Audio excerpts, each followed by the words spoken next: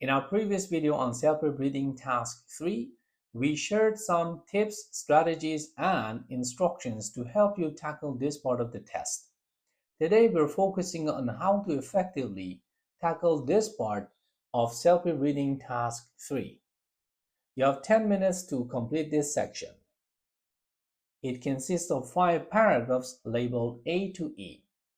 Paragraph E always contains this sentence: not given in any of the above paragraphs, that can serve as an answer option in the answer or question section. The instruction on the right side of the screen says, decide which paragraph A to E has the information given in each statement. Select E if the information is not given in any of the paragraphs. Now let's talk about time management for CELPIP Reading Part 3. You have 10 minutes to answer 9 questions. Here is a suggested approach. Number 1. Skim 4 paragraphs to pull out the topic of the reading. This shouldn't take 1 minute more. Number 2. Scan the question statements to find the keywords. The only budget that you're going to put is 2 minutes, no more than that. Number 3. You have 2 minutes to scan each paragraph to find the topic and supporting information. At this time, you need to use your pen and paper in order to take notes to avoid back and forth while answering. And number 4 is to match statements with the paragraphs within 4 minutes left. This is how we manage time for this part of the CELPIP exam. You might have your own strategy that works best for you. If it fits, use it. Ultimately, it all depends on your personal approach and situation. Additionally, in the CELPIP exam, we encounter 3 different types of questions in multiple choice or drop-down menu. These questions are general meaning, specific information or detail, and inference. General meaning means look for the introductory or summary paragraphs to grasp the overall topic or theme. Specific detail or information focuses on exact dates, numbers, and names to identify key information in the statements. Number 3 is the inference type of questions that you need to read between the lines to infer the purpose or outcome based on the given information. Today we're going to dive deeper with a sample passage to go through it step by step to help you pass this part of the test with flying colors. Let's apply the strategies that we have earlier mentioned in our previous video on CELPIP Reading Task 3 and 4 video. If you haven't watched that video, I put the link over here for your reference in order to watch it later.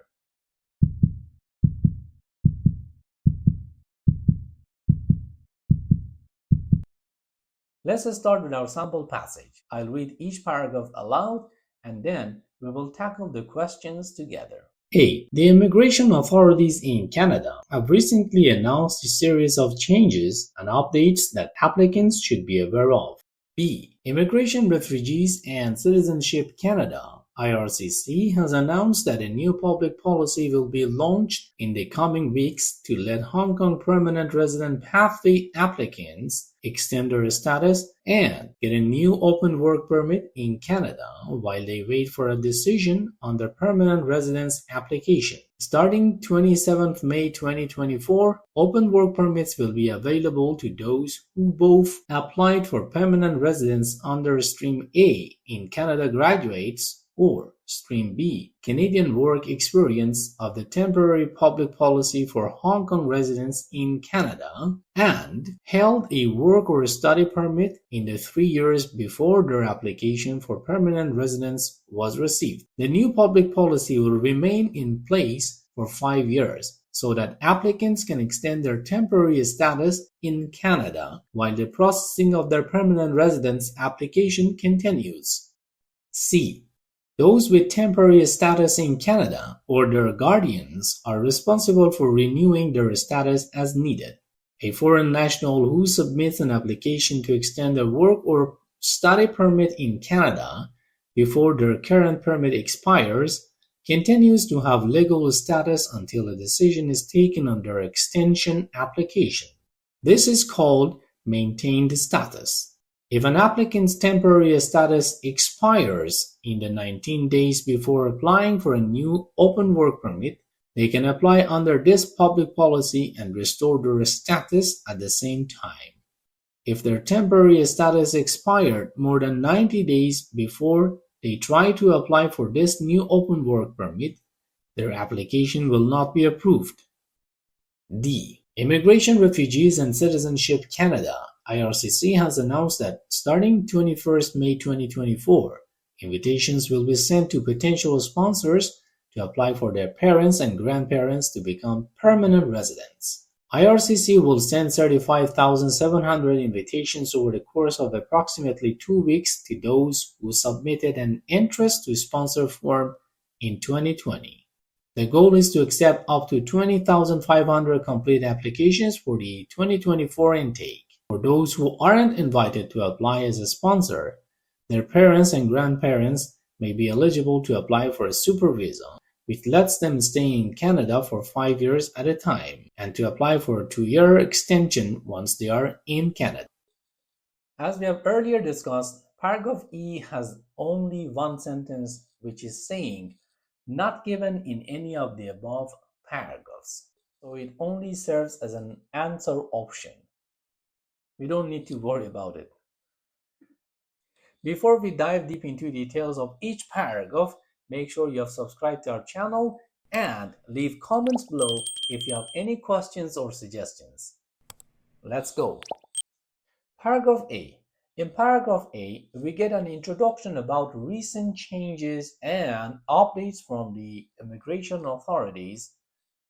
Paragraph B is packed with details about a new public policy for Hong Kong residents in Canada, including the launch date and eligibility criteria. Pay attention to specific dates and conditions mentioned. Paragraph C explains the possibility of those with temporary status and introduces the concept of maintained status. Paragraph D discusses the parents and grandparents program and the number of invitations IRCC plans to send. Specific numbers and dates are crucial here in this paragraph. Remember, again, paragraph E is always not given in any of the above paragraphs. Now we'll walk through each question and identify which paragraph provides information. I'll also share techniques on how to find the answer effectively. Question number 1. The role of the immigration authorities in Canada. This type of the question is called general meaning type of question. The answer for question 1 is in paragraph A. The technique to identify the answer for this question is that the overall introduction or summary of the topic. Paragraph A introduces the role and actions of immigration authorities in announcing changes. So the question was saying the role of immigration authorities in Canada. And we know that in paragraph A, they discussed about the role of immigration authorities. Question 2. The launch date for the new public policy for Hong Kong permanent residence pathway applicants. In order to find out information about this statement and to see which paragraph is providing this information, we see that in paragraph B, IRCC has announced a new public policy will be launched in the coming weeks for Hong Kong permanent residence pathway applicants. Then it states the starting date as 20th May 2024. These are the specific details that can be found in paragraph B. Also, question number 2 or statement number 2 is a specific detail type of question. And the technique for specific details is to look for exact dates, numbers, or names. Now, question number 3. The responsibility of temporary status holder to renew their status in Canada. So this question is again a general meaning type of question, which means that we should look for the introductory part of the paragraphs or summary of each paragraph. And you know that in paragraph C, the writer mentioned clearly that those with temporary status in Canada or their guardians are responsible for renewing their status as needed.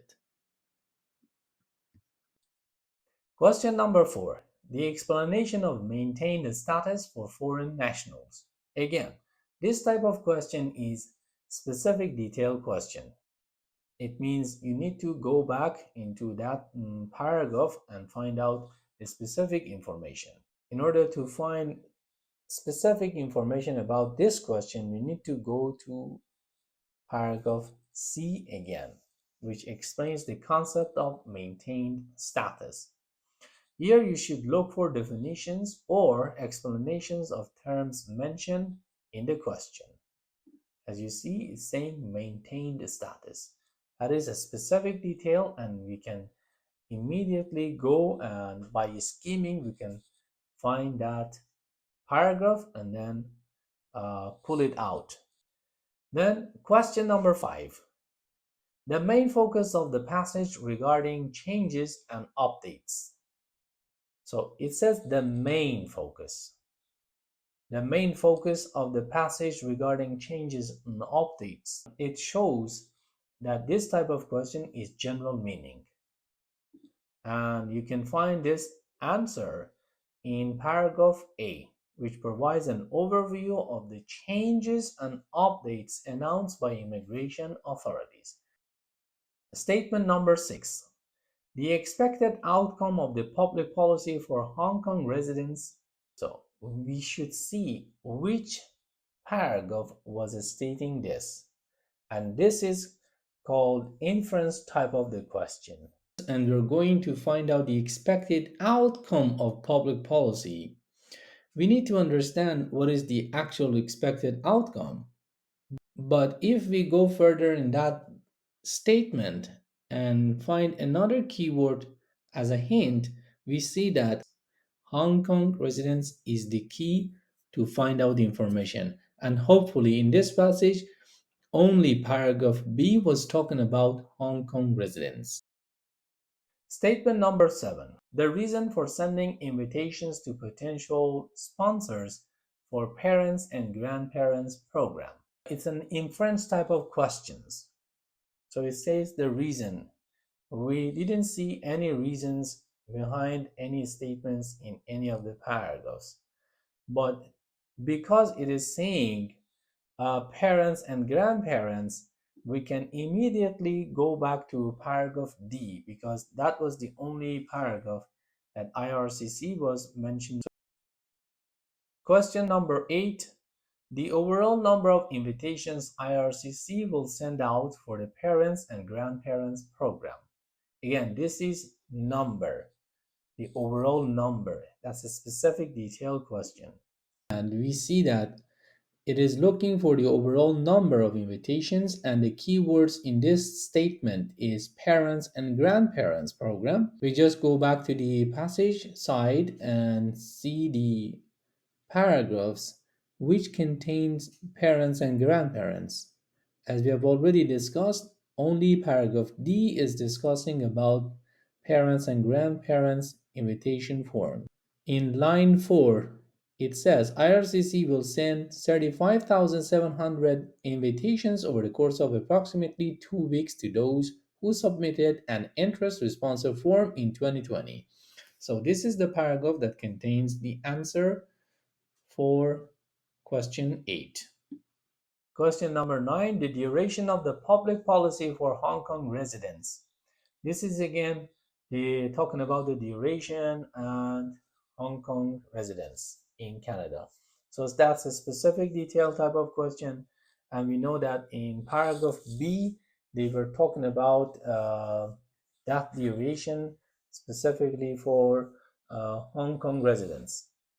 So which mentions that new public policy will remain in place for 5 years.